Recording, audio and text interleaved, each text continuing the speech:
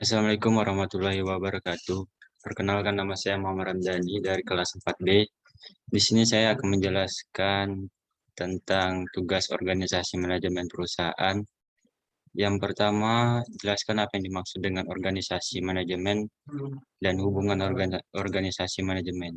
Yang pertama itu organisasi. Organisasi merupakan suatu perkumpulan dengan tujuan tertentu. Contohnya itu ada satu kelompok yang memiliki tujuannya masing-masing bersama untuk mencapai tujuan yang satu. Yang kedua, ada manajemen sendiri yang berarti program. Jadi manajemen ini adalah suatu program untuk mengatur organisasinya masing-masing. Yang selanjutnya ada manajemen organisasi adalah suatu perencanaan pada suatu perkumpulan untuk mencapai tujuan. Jadi manajemen organisasi ini intinya yaitu suatu perancangan pada suatu perkumpulan untuk mencapai tujuan yang sama. Selanjutnya ada jelaskan pentingnya tujuan dan manfaat manajemen. Tujuan manajemen organisasi sama seperti fungsinya, manajemen satu ini juga memiliki berbagai tujuan. Namun pada dasarnya tujuan dari manajemen ini untuk mencapai tujuan organisasi dengan efisien. Berikut ada beberapa tujuan manajemen. Yang pertama itu ada membentuk koordinasi yang baik. Jadi kita harus membentuk koordinasi dengan baik sesama anggota dari suatu manajemen. Yang kedua itu menetapkan kinerja yang efektif. Kerja kita yang selalu efektif dalam berorganisasi, dalam lingkungan pekerjaan, dan lain-lainnya. Yang ketiga itu membuat lingkungan yang nyaman. Jadi kita di setiap organisasi itu harus yang namanya nyaman. Ketika kita nyaman, maka kita betah juga dalam suatu organisasi ataupun di lingkungan pekerjaan. Selanjutnya, bagaimana proses dari manajemen? Menurut Sinton Imanwarjon, 3K dalam bukunya Pengantar Manajemen 2019, ada 4 proses manajemen dalam perusahaan, yaitu merencanakan. Jadi manajemen dalam perusahaan itu ada merencanakan atau planning. Kita harus merencanakan bagaimana ke depannya untuk ke apa kondisinya untuk ke depannya dan apa yang perlu kita butuhi dari organisasi yang kita punya. Selanjutnya ada mengorganisasikan. Mengorganisasikan itu menjalankan dari suatu planningnya, bagaimana cara kita untuk mengerjakan, tata caranya, dan sebagainya. Selanjutnya ada memimpin, aktua, dan DNI. Jadi memimpin ini kita bagaimana cara kita memimpin yang baik dalam suatu organisasi. Selanjutnya ada mengendalikan controlling. Kita harus bisa mengendalikan suatu manajemen, mengontrol dari berbagai bidang, dan sebagainya. Selanjutnya ada jenis struktur organisasi. Untuk struktur organisasi ini, struktur yang paling umum digunakan dari perusahaan adalah struktur fungsional. Struktur ini juga kerap disebut sebagai struktur birokrasi organisasi. Muncul suatu berdasarkan spesialisasi tenaga kerja, sebagian besar usaha kecil menengah menurut struktur fungsionalnya. Selanjutnya ada struktur divisional dan multidivisional. Tipe ini umum digunakan pada perusahaan yang besar yang memiliki banyak unit bisnis, disebut struktur division atau multidivision. Jadi untuk struktur division dan multidivision ini umumnya digunakan pada perusahaan yang benar-benar besar yang mengendalikan perusahaannya dengan multidivisional. Selanjutnya ada struktur collaboration. Struktur ini banyak digunakan pada startup.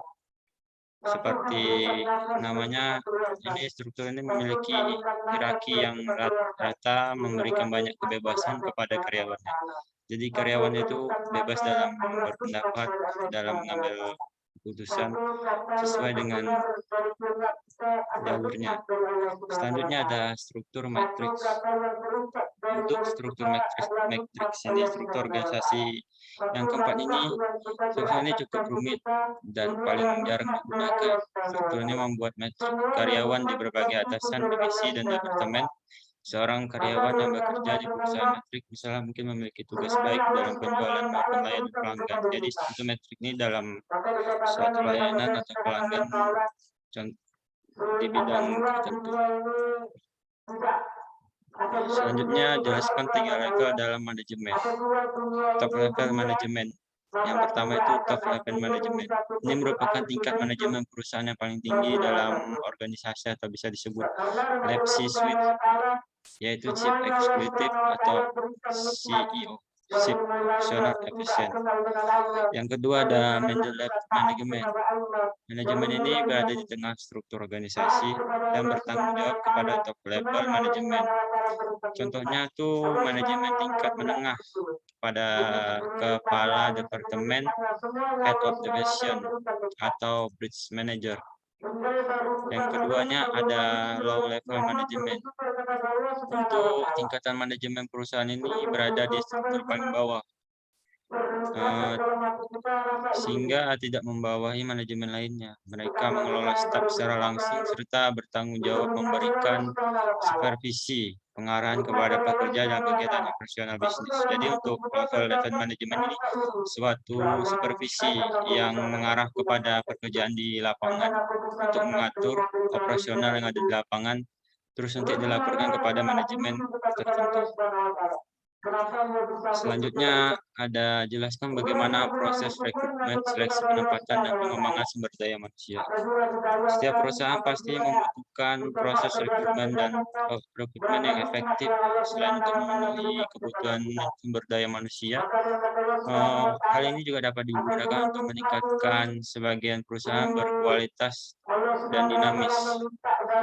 Untuk langkah-langkahnya proses rekrutmen ini mungkin ada 5. Yang pertama itu menganalisis kebutuhan posisi yang ada untuk direkrut.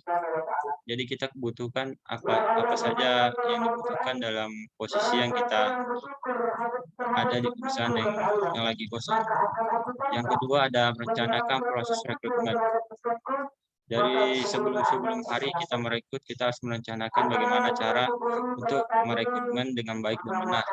Yang ketiga itu pasang lowongan. Pasang lowongan baik di koran, media sosial, dan lain-lainnya. Yang keempat ada memproses lamaran kerja dan melakukan wawancara. Untuk memproses lamaran kerja ini kita bisa menganalisis tentang pendidikan. Selanjutnya untuk melakukan wawancara ini kita bisa tanyakan pengalaman atau wawasan yang dia miliki. Selanjutnya ada pilih kandidat yang cocok dan berikan kesempatan kerja. Yang kelima ini kita benar-benar mencari kandidat yang cocok dalam bidang yang ada di posisi yang kita cari, dan kita usahakan untuk dia bekerja dengan baik dan benar. Selanjutnya budaya dari suatu organisasi. Untuk pengertian budaya ini, organisasi ini tidak hanya mengacu pada istilah adat atau kebudayaan dari suatu wilayah Indonesia, tetapi juga bisa ciri khas dari organisasi, baik dari organisasi di bidang sekolah, organisasi di bidang pekerjaan, dan lain sebagainya. Untuk budaya adalah seperangkat pemahaman yang penting yang berkembang diyakini dari terapan oleh suatu kelompok, sedangkan organisasi adalah suatu kelompok orang dari berbagai latar belakang berbeda bersatu dan bekerja sama untuk mencapai tujuan yang bersama. Untuk budaya organisasi ini juga bisa didefinisikan sebagai filosofi atau ideologi dari nilai-nilai asumsi kepercayaan atau harapan. Bersikap norma yang menyatakan suatu organisasi ini menampung semua keberagaman atau kebersamaan untuk mencapai tujuan yang sama. Untuk pada dasarnya pengertian budaya organisasi ini suatu karakteristik yang ada di suatu kelompok. Selanjutnya, pentingnya budaya organisasi. Budaya perusahaan atau organisasi sangat berperan penting dalam mencapai kelancaran dan segala aspek yang berjalan di suatu perusahaan. Untuk budaya perusahaan merupakan kondisi yang berisi norma-norma atau nilai kerja karyawan. Untuk kebiasaan atau bermurah pada kualitas kinerja organisasi yang ada. Jadi budaya ini suatu kebiasaan yang benar-benar dilakukan turun-menurun dari organisasi, baik itu perusahaan ataupun yang lain-lainnya. Dan cara yang paling efektif untuk menyesuaikan dengan berkembangnya zaman adalah membangun budaya perusahaan yang unggul. Dengan budaya perusahaan yang unggul dan tepat, perusahaan akan memiliki modal yang cukup untuk bersaing di era yang tak pasti ini. Untuk menciptakan budaya perusahaan, kita perlu mengikuti zaman yang ada. Untuk budaya perusahaan ini adalah visi dan misi untuk menuju organisasi yang baik dan benar untuk kemajuan organisasi baik di perusahaan ataupun di organisasi lainnya. Selanjutnya, konsep pemimpin yang efisien bagi seorang pemimpin. Yang pertama itu kita harus membangun kepercayaan. Peran kepemimpinan ini kita dapat beberapa peluang untuk konsisten dan mendukung, menyebabkan rasa percaya secara keseluruhan dalam tim Anda. Misalnya nih, kita telah membuktikan diri kita sebagai seorang pemimpin yang efektif itu, anggota tim kita itu datang kepada kita tentang mungkin mereka hadapi apa yang perlu dia ceritakan untuk masalah, baik semuanya untuk membangun kita menjadi lebih baik. Yang kedua itu mendorong karyawan. Yang kedua, mendorong karyawan sebagai seorang pemimpin, Anda dapat memberikan dukungan kepada tim Anda, dapat memotivasi mereka terbaik dari kemampuan mereka. Ketika mereka melakukan ini, tingkat produktif mereka meningkat. Jadi kita harus mendorong karyawan. Mendorong karyawan ini sebagai konsep pemimpin yang baik dan efisien juga. Karena kita bisa mengajak atau mendorong kalau teman-teman kita itu bisa dan memotivasinya agar dia lebih baik. Selanjutnya, meningkatkan komunikasi. Untuk posisi ini, meningkatkan komunikasi baik dari anggota atau pemimpinan, ini adalah suatu percapaian komunikasi yang sehat dan terbuka dalam satu tim. Kita dapat membangun fondasi dari suatu komunikasi yang kita jalankan. Kita bisa sharing tentang apa masalah yang ada dalam organisasi, baik itu dari internal maupun eksternal. Ini bisa meningkatkan chemistry kita dalam berorganisasi. Selanjutnya, membangun semangat. Ketika Anda termotivasi memiliki sikap positif, kita dapat membantu tim kita merasa lebih optimis tentang tugas mereka sendiri. Kita harus mempercayakan bahwa anggota kita itu siap bertanggung jawab atas tugas yang telah diberikan. Baik itu tugas yang telah kita percayakan, baik dia tidak bisa, kita harus semangatkan tentang apa yang dia akan jalankan ke depannya. Selanjutnya itu gaya kepemimpinan. Untuk gaya kepemimpinan ini, gaya kepemimpinan yang pertama itu gaya kepemimpinan demokratis. Untuk gaya kepemimpinan demokratis ini menguasai konsep demokrasi. Pimpinan yang satu ini selalu berdiskusi kepada anak buahnya saat hendak mengambil sebuah keputusan. Jadi untuk pemimpinan demokrasi ini, dia berbaur kepada anggotanya, mencari suatu masalah dan mendiskusikan dalam mengambil tindakan, baik itu tindakan secara langsung maupun tidak langsung, untuk kemajuan dari suatu organisasi ataupun kepemimpinan yang telah dilaksanakan. Untuk gaya kepemimpinan ini berbanding terbalik dengan kepemimpinan yang otoritaris, di mana pemimpinan mengambil alih semua keputusan tanpa melibatkan anak buahnya. Selanjutnya ada visioner.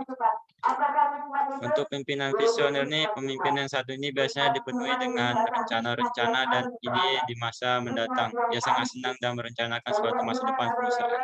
Untuk visioner ini pemimpinan yang biasanya dia menuju ke arah yang ke depan, mementingkan masa yang akan datang, merencanakan apa yang perlu kita rencanakan, baik itu event-event ataupun kegiatan yang membangun organisasi ini untuk menjadi lebih baik. Sekian, terima kasih. Apabila ada salah kata mohon dimaafkan. Wabillahi taufiq wal hidayah. Wassalamualaikum warahmatullahi wabarakatuh. Waalaikumsalam warahmatullahi wabarakatuh.